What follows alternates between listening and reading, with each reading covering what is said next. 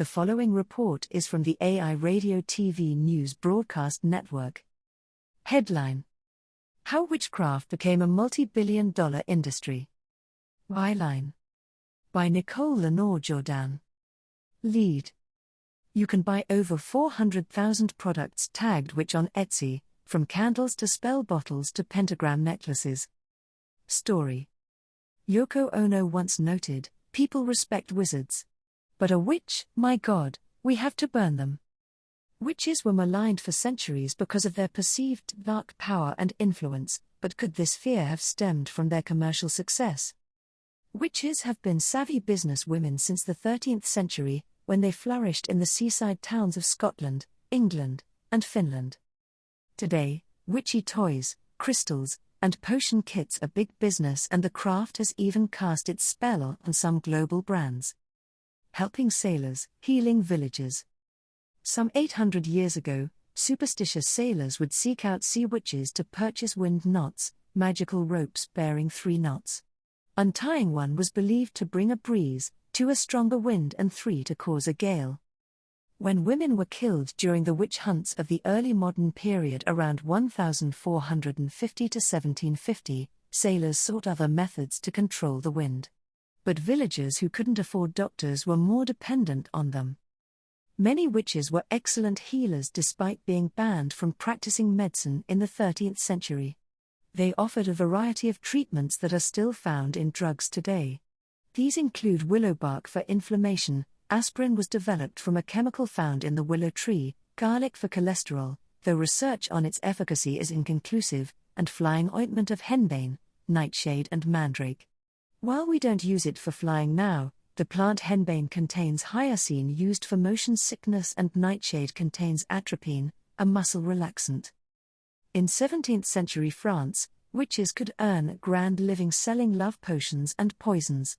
Catherine Deschays, also known as Lavoisin, amassed a fortune selling women potions to poison a spouse or competitor, including selling to Louis XIV's mistress. She also provided abortions. Deschays was burned at the stake in 1680. Witch hunters often treated independent women with suspicion.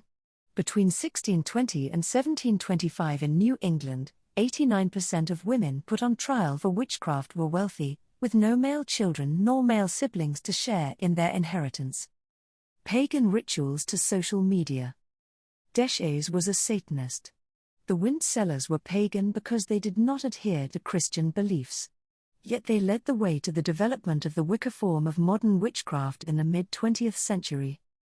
In 1954, Gerald Gardner, considered the founder of modern Wicca, published the book Witchcraft Today and founded his first coven. By 2014, the Pew Research Center estimated almost 1 million Americans identified as Wiccan or pagan.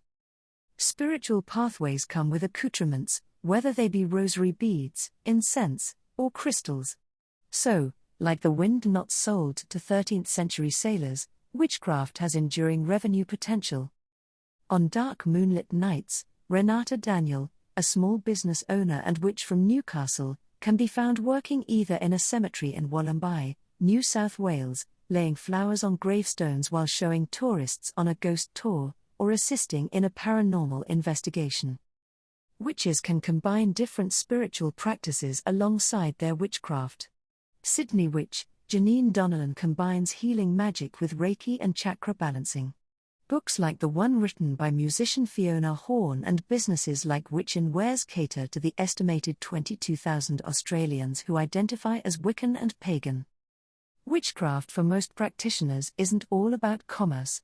Donnellan says she has a few people in the freezer, meaning she has worked spells meant to keep negative energy away by putting someone's name in a bag, filling it up with water and freezing it.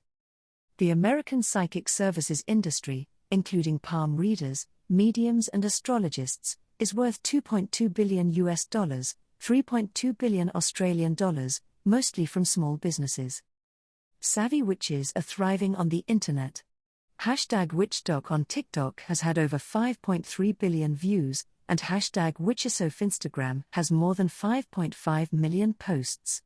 You can buy over 400,000 products tagged witch on Etsy, from candles to spell bottles to pentagram necklaces. Corporate witchcraft. It isn't just cottage psychics and online influencers getting in on the act. Large corporations are exploring the mystical, with mixed success. The Ouija board, a tool witches and spiritualists had helped them commune with spirits, was patented in 1891 by the Kennard Novelty Company. Within a year, the company grew from one factory in Baltimore to 2 in Baltimore, 2 in New York, 2 in Chicago and 1 in London. By 1967, the patent was in the hands of toy company Parker Brothers and annual sales reached 2 million, more than Monopoly. In 2018, cosmetics giant Sephora launched their $42 starter witch kit, containing sage, tarot cards and rose quartz. After witches around the globe decried it as cultural appropriation, Sephora pulled the product from the market. This controversy hasn't dissuaded other corporations. Last year Airbnb offered fall equinox rituals as holiday experiences. Urban Outfitters sell smudge sticks, tarot cards and crystals in their US stores and witch hat incense holders in Australian outlets. Booktopia sells tarot cards. Witches can also claim globally recognized marketing iconography in the form of the black hat. Though COVID has put a dampener on Halloween, Americans are still expected to spend $8 billion on the holiday with pagan roots. The commercialization of witchcraft has allowed modern witches to prosper financially without the fear of being burned at the stake, drowned or tortured. Now, having come out of the broom closet, there is no going back. For more news and features from AI Radio/TV News, visit www.airradio.news. CA